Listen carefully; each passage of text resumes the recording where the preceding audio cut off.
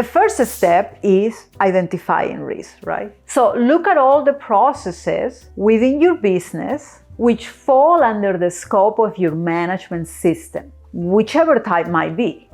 Good questions to ask in order to come up with this risk are: what could go wrong that would affect your quality, environmental, occupational, health and safety, or information security management system, or even your integrated management system, whichever one is the one you're after. Next step, you want to assign each risk a score per attribute. Typical attributes can be probability and severity. Other attributes could also be used like detection. And even these attributes of probability and severity may be called differently. For example, like likelihood and impact instead. For the purposes of this video, we will just use these two. Scoring can be as simple as low, medium, high, but can also be 1, 2, 3, 4, 5, with 1 being low and 5 being high.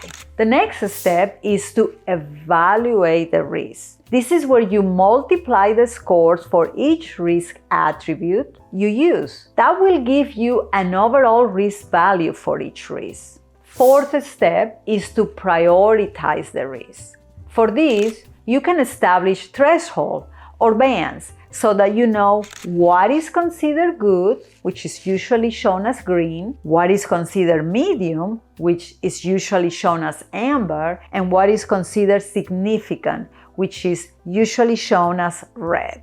This will help you to know which risks are the highest and which in the ISO and API world are also called significant risk. And step 5 is to develop a risk treatment plan, which is what actions will you take to reduce or eliminate the significant risk, or maybe even the risks that are amber. Who is responsible to do this, and what is the timeline? In the API Q1 or Q2 standards, this might be called risk control, while on the ISO 27001 standard, this is clearly called risk treatment. Formally speaking, there are 4 types of treatment, often called the 4 T's, such as terminate, tolerate, transfer, and treat.